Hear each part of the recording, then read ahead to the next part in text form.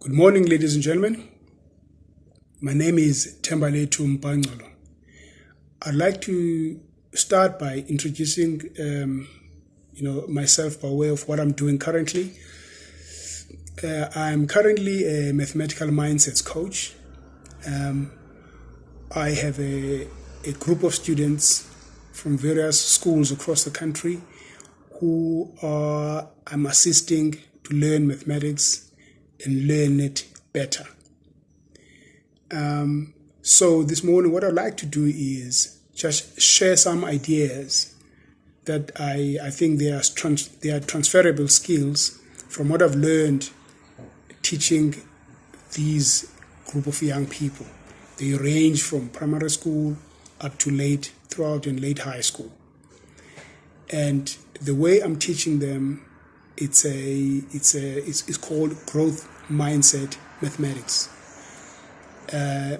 This type of teaching and coaching actually is research based, and the research was done by a fantastic researcher, educational researcher and maths teacher at Stanford University with her colleague. Her name is Jo Boaler. She actually adopted the mindset mathematics technique of teaching from research that Carol Dweck is a professional psychologist of many years, and she's been doing work on human abilities. How do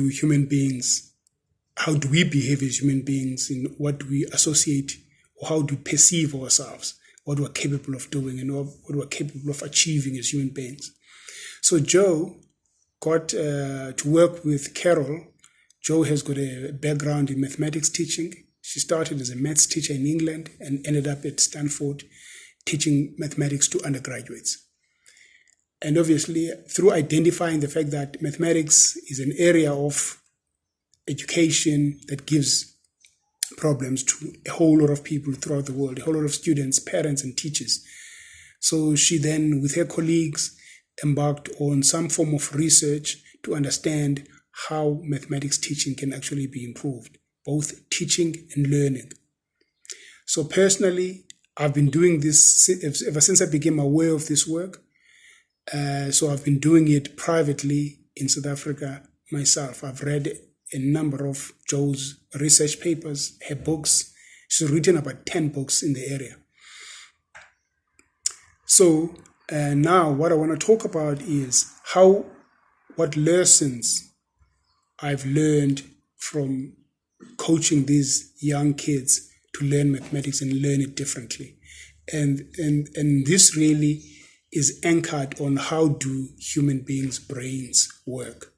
Because she has worked with neuroscientists, mathematics education researchers, and also psychologists. So there are transferable skills there that you can take from education, teaching the most feared or most complex, most people perceive as a complex subject, and actually make it easy to learn by tapping into human abilities, what motivates us waking up every day. So I believe if you are able to do that with a subject like mathematics and taking those skills, because they are basically anchored on human behavior, you can transfer those skills to the sales flow, for example, in a company, to the corporate environment, to the business development flow, to the human resources department, to the IT department, to various departments in corporate, where human beings obviously are working. I personally have an experience of was trained when I started working, was trained at the Human Sciences Research Council as a researcher, both social research and economic research. I then moved on to the advertising world, into brand management and marketing. And then the last job I did when I was working, I was a sales manager, a business development manager in a sales environment in the north of Joburg. So I've had an experience of actually working and leading a sales team with monthly targets. And I understand pertinently the kind of pressures sales managers have, or GMs have, or MDs have, because, as it was, would report to Exco on every Friday, reporting on the type of work we did for the week, and the pressures that comes to a sales team when you're managing a group of sales agents, that comes with having to achieve monthly targets. So I think the idea of applying a growth mindset mentality in a workspace is very useful. The idea of understanding for all managers and GMs and Exco leaders, whether you're a COO or CEO or MD or a land manager of any sort, to understand how your staff works, how human ability can be harnessed to improve productivity, to up the level of productivity. Because basically there are two types of people. There is a fixed mindset person and a growth mindset person. I'll just spend a little time explaining what the differences are, because these two people are quite distinct from each other. They operate differently. They think differently. They perceive themselves differently. They perceive challenges differently. They approach problem solving differently. They approach what they think they're capable of doing differently.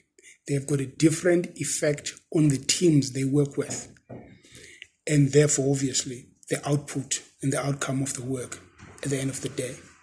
So a fixed mindset person is a type of person who, upon given a challenge, for example, or a problem to solve, they immediately think, I am not cut out for this job. In the school environment, in the teaching environment, is a teacher or student or parent who says, this student is not meant to study mathematics. He's not good enough to study mathematics. He doesn't have the aptitude or the ability to study maths. There's a lot of that. A lot of students operate in that fashion. A lot of teaching happens from that perspective. In the work environment, that person who's a fixed mindset person, he or she thinks that intelligence is a predetermined idea. For example, in terms of human capability, he thinks that he is born in a particular way. He's only capable of doing a particular job to a certain extent, and there's limits. So they view the world as limited. So that's what a fixed mindset. That's how a fixed mindset person thinks of themselves. They also look at challenges in that way. That's predefined. It's limiting. They look at problem solving as that they themselves are not able to do that. Somebody else should do it for them. So it's pretty limiting to think in a fixed mindset manner, because it's all about limiting your capability. But a growth mindset person is the type of person who thinks of themselves very differently. When they face a problem, they look at the problem and cherish the opportunity. Even if they cannot solve that problem right then, in the first instant, in the first day or first hour or first whatever, they believe within themselves that they are good enough to solve that problem. If they are lacking something, they think that there's a certain skill they don't have. They don't possess at that moment. They seek out that skill. They go out and find it. They go out and approach the problems from different angles. So their attitude is quite different from a fixed mindset person. Is a person who believes that anything is possible because I am in charge of the situation. I can solve it. They apply the same thing in mathematics. When they are facing a maths problem that is complicated, they don't back off. Even if they don't solve it on the first day, they can take 10 days to solve it, but they know ultimately they're capable of solving that maths problem. In fact, they challenge themselves looking for complicated maths problems.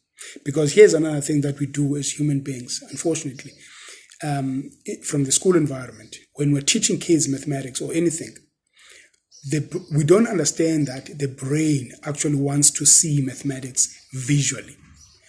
Therefore, the type of teaching that you see prevalent in schools is the type of teaching that is fixed mindset oriented.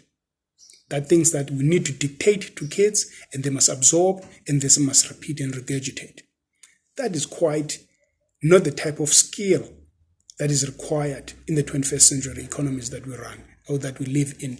And that these kids who are training at schools, will bequeath the world to them to run. But they're not capable of running that world because the world is complex. It's got complicated problems, many challenges on a daily basis. So the way we teach them and train them for that world, we're not teaching them to be problem solvers. So the brain wants to see maths visually. And when learning maths, the self-esteem of the person who's learning mathematics is very important. So the fixed mindset way of doing things is actually contradictory to what kind of human resources, what type of person, what type of skill we need to produce to solve 21st century problems. So the growth mindset way of doing things, of teaching and learning, is the one that we require. For example, people make the mistake that if you put a computer in a school, it's going to change things. The computer is a tool. It's just like your cutlery in your house. It's just a new spoon in your artillery, in your ways of doing things. It's just like that golden shining spoon. But really, what is required is to use a computer in a way that is designed to be used, which is just a tool. It's nothing, it's not going to teach mathematics. Human beings need to be competent at teaching maths, need to create or produce thinkers, problem solvers, and that a computer cannot teach. A computer is an algorithm type of instrument. A human person needs to understand what that algorithm is, need to analyze it, need to look at the data, need to organize the data, need to interrogate the data, need to speak to the data, need to visualize the data, need to interpret it and speak about it in ways that he can actually derive insights, new insights, bring out new solutions from the data, for example, that is presented to him or her. So I'm thinking this is important. Growth mindset type of managing staff, growth mindset type of building your teams, growth mindset type of running your departments is a kind of skill that we need. We need to be talking to sales teams. Sales teams, by the way, I know that a lot of people look down upon them as that department that sits in the corner. All they do is make phone calls, and all they do, they take proposals, and they must just bring the money. That's true, because actually they bring the bacon into the company. Everybody in the company depends, the COO and the CEO, as well as the financial head of finance, for them to talk about the balance sheet of a company. The balance sheet is delivered by the sales team. So if you're in sales anywhere in a company, give yourself a pat on the shoulder, because the money that the company makes, it is your work. So it's important to actually, because sales is what I did, it's important to realize that we can motivate staff differently. We can motivate staff better. We can train them better. We can employ new ways that's led by neuroscience and psychology to manage teams, to manage staff, to think of themselves and their abilities in a growth mindset perspective, as opposed to a fixed mindset, the one that says, I'm not capable. I cannot learn a new skill. I cannot learn a new language. I cannot learn whatever it is. They are not adaptable.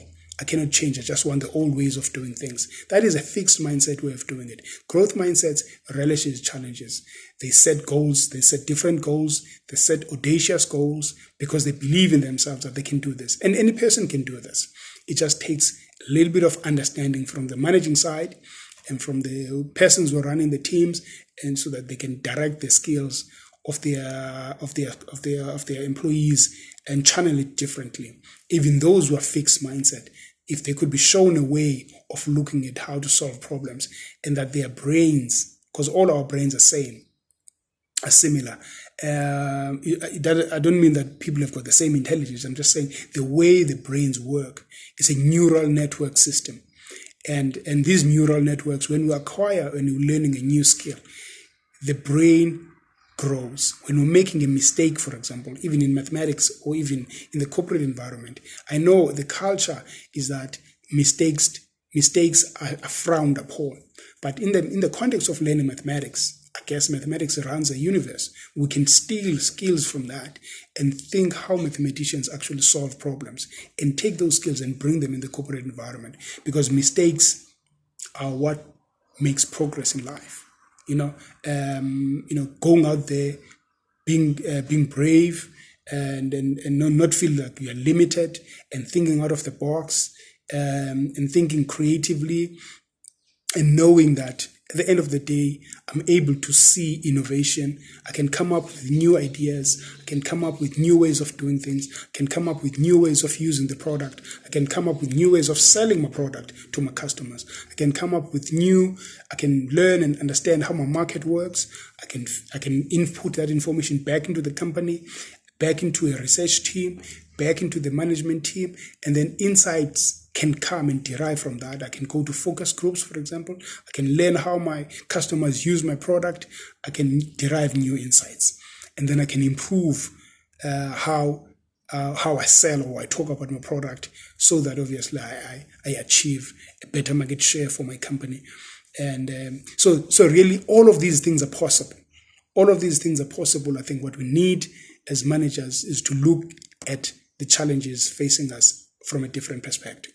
So that's just my introductory talk on the subject, and there's a lot more that I'm talking about with former HR managers I knew, and former GMs I knew, and others, even those that I don't know, I'm meeting for the first time. So there's a lot of work here to be done, guys, especially given the fact that we've just had a pandemic. So a new set of skills actually is required, and a new way of looking at problems and solving them is required. And South Africans who are capable of doing this. Thank you for your time, and thanks for listening. I'll be chatting to you soon. Cheers. Have a good day.